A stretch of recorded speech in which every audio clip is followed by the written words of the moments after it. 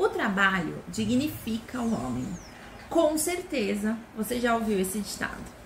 A ideia de que o trabalho é a principal e mais fácil forma de ser alguém na vida e que é através dele que você irá enriquecer, ter sucesso, ser bem-sucedida, é o que nos faz correr atrás de uma produtividade inalcançável. Além de ser uma baita mentira. Você sabia que as famílias mais ricas do mundo são as mesmas por séculos? E por que a gente não tá nessa lista? Não trabalhamos o bastante? Seja muito bem-vinda e bem-vindo ao Além da Razão. E este é o podcast que vai te mostrar que a razão não existe. Eu sou Amanda Saraiva, sou farmacêutica, mestra e doutora em biociências, com especialização em psicanálise. E durante o doutorado, tive uma experiência em um CAPS 2 da cidade de Araraquara, e foi nessa experiência que me despertou a paixão pela loucura. Como ela é vivenciada e como esse estado de louco é definido, na verdade, pela sociedade. No episódio anterior, falamos sobre como se construiu a ideia de loucura que temos hoje, partindo da Idade Média, na tentativa de compreender o caminho até chegarmos na condenação dos loucos. Se você ainda não ouviu, recomendo que você dê uma conferida no episódio anterior e aproveita e já deixa o seu joinha e já se inscreve no canal e ativa o sininho para não perder mais nenhum episódio. E hoje vamos falar sobre como se deu início à ideia de encarceramento dos loucos e vagabundos. E como a visão do trabalho se tornou o santo remédio. E aqui, com licença da utilização da expressão, quero dizer santo com a ideia religiosa mesmo. E remédio como opção de cura que se acreditava na época. Vamos entender como isso se construiu? A loucura, que ganhou espaço na Renascença, passa agora a ser silenciada na Era Clássica. Descartes, por exemplo, coloca a loucura ao lado do sonho e de todas as formas de erro. Há quem diga que Descartes negou a loucura, pelo ponto de vista de que se há pensamento, meditação, então há consciência. Então, não haveria espaço para a manifestação da loucura. Porém, há também o pensamento que refuta essa ideia de não haver loucura. No sentido de que, se há o pensamento de início a fim dentro da mente louca, haverá pensamento na loucura. E, por consequência, ela existe. Mas fica a reflexão trazida por Foucault. Será que essa possibilidade de ser louco não faz com que ele corra o risco de ver-se despojado da posse do próprio corpo? Assim como o mundo exterior refugia-se no erro e a consciência adormece no sonho? Fica aqui a questão. Então, negar a loucura faria com que ela deixasse de existir? No último episódio, paramos então no fim do século XVI, entrando no XVII. O que se sabe sobre o século XVII é que nele se iniciou a criação de inúmeras casas de internação. E a prática de internação foi muito presente, utilizando-se, claro, medidas arbitrárias de prisão. Paris chegou a ter 1 em cada 100 habitantes fechado nessas casas, por pelo menos alguns meses. E essa prática de encarceramento dos loucos perdurou por 1,5 séculos em média. Quando eu digo desse tempo, eu estou dizendo que perdurou nessa forma de ser feita.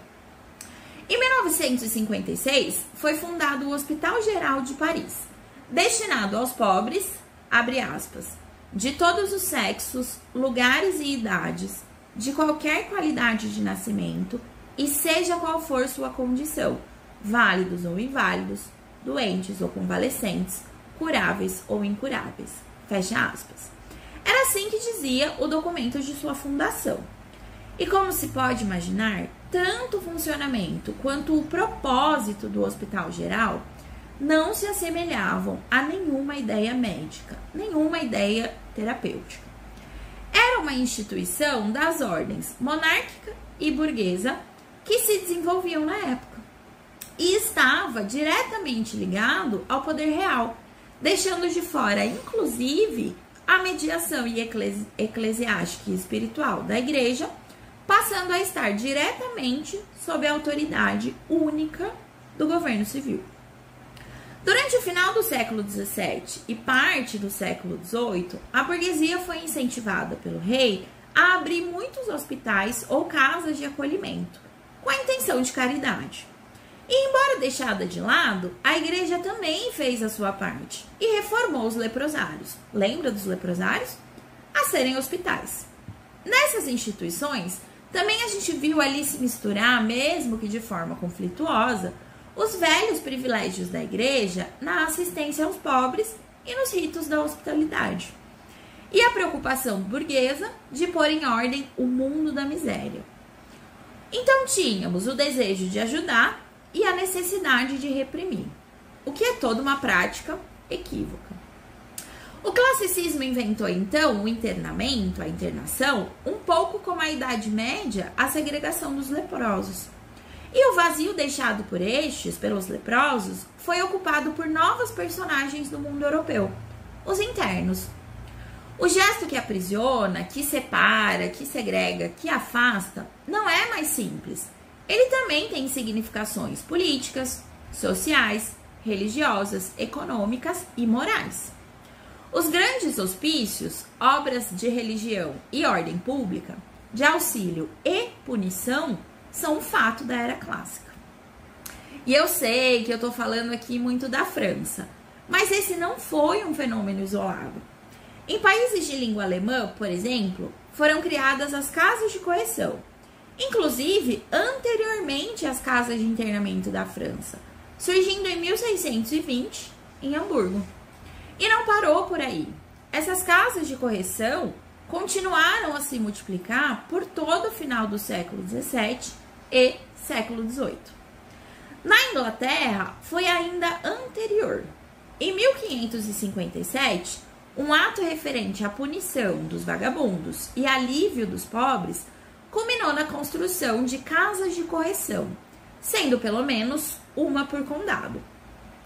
A Inglaterra foi pioneira também em ter dois formatos de internação, uma nas casas de correção, ou House of Correction, e outra nas casas de trabalho, ou workhouses.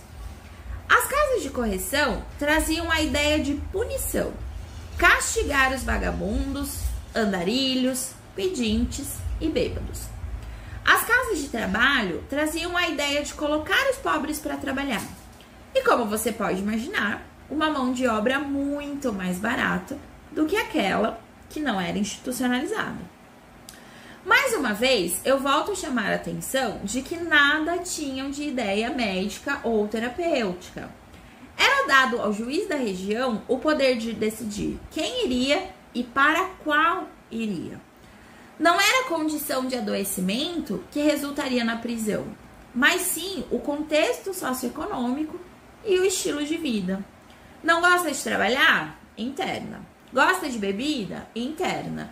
Está vagando pelas ruas? Interna. Então ficava ali a critério do juiz essa decisão. Aqui a gente vê o nascimento da ideia de que o trabalho dignifica o homem. Era, na verdade, visto como uma forma de punição. A ideia burguesa de que o homem só é valioso se trabalhar, mas não apenas trabalhar para ocupar o seu tempo, ocupar a sua mente, mas trabalhar para ser produtivo. E foi aqui que começou a briga com a igreja. Se prepara para a fofoca. De acordo com a visão religiosa, a miséria e a pobreza eram predestinações, provas a que Deus punha seus filhos para mostrarem o seu valor. De nada adiantaria trabalhar se sua missão era viver na miséria e ver sua família faminta. Tanto é que até então, medidas tanto religiosas quanto estatais permaneciam no foro da caridade e assistência. Foi com a ascensão da burguesia e com a reforma protestante que esse quadro começou a mudar. Para a burguesia, através do trabalho se erradicaria a pobreza e a miséria. Porque afinal, se todos se esforçassem o suficiente, não haveria como permanecerem pobres. E eu tenho certeza que isso te faz lembrar de alguma coisa. E nos países protestantes, começou a ocorrer a laicização das obras. Ou seja, foi se retirando a visão religiosa das ações assistenciais que visavam remediar a miséria. Ou seja, a miséria deixa o lugar de uma experiência religiosa que a santifica para ocupar agora uma percepção moral que a condena. Mas claro que apesar da laicização, ainda havia separação entre os pobres de Jesus e os pobres do demônio. E esses últimos eram merecedores de terem sua liberdade privada, já que faziam uso dela só para as glórias de Satã. Em todos os países europeus que instituíram as casas de correção, casas de internamento e casas de trabalho, a conduta era a mesma: pôr o povo para trabalhar. Então, das mais variadas funções, desde a tecelagem, a alimentação de moinhos, parou-se inclusive de se utilizar tração animal com cavalos em algumas funções, para que se colocassem os internos para realizá-las.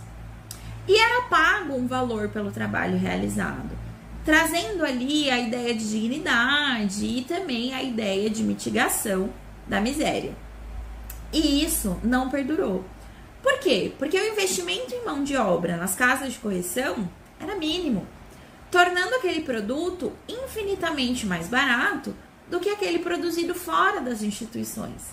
E isso começou a irritar comerciantes, começou a irritar uma parcela da burguesia, causando uma diminuição drástica nas práticas de trabalho produtivo, deixando espaço apenas para quê? Para punição através do trabalho. E com a chegada do século XIX e ali o aprimoramento da industrialização, reforçou-se a ideia da solução da miséria pelo trabalho, com a crença de que haveria como empregar a todos, o que de fato levou ao fim das casas de internamento, correção e trabalho. E olha que curioso, ainda assim não acabamos com a pobreza e a miséria. E isso me faz lembrar uma fala de Franco Basaglia, uma das personagens mais importantes da reforma psiquiátrica no mundo. Bom, ele disse assim: o hospício é construído para controlar e reprimir os trabalhadores que perderam a capacidade de responder aos interesses capitalistas de produção. Dessa forma, se você lembrar do encarceramento em massa que tivemos na época da ditadura no Brasil, e não estou falando apenas das prisões, mas também, só que aqui no caso dos manicômios, Estela do Patrocínio é um dos grandes exemplos que temos na história brasileira.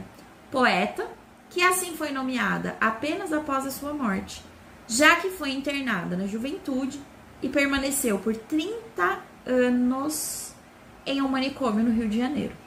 Sua loucura? Ser pobre. E quantas Estelas foram tratadas assim? E para finalizar, fica a reflexão. A loucura só terá hospitalidade entre os muros do hospital, ao lado de todos os pobres. É lá que a encontraremos ainda ao final do século XVIII. Se existe na loucura clássica alguma coisa que fala de outro lugar, não é porque o louco vem de um outro céu, o céu do insano. É porque ele atravessa por conta própria as fronteiras da ordem burguesa, alienando-se fora dos limites sacros de sua ética. Espero que você tenha compartilhado comigo o prazer de ir além da razão. E como de costume, deixe o recadinho que todo domingo um episódio novo para te acompanhar enquanto prepara a marmita da semana. E não esquece de deixar o seu like, o seu comentário e recomendar para os amigos e acompanhar nosso perfil no Instagram, @Além da Razão Podcast. Lembrando também que estamos no Spotify, é só procurar por Além da Razão Podcast.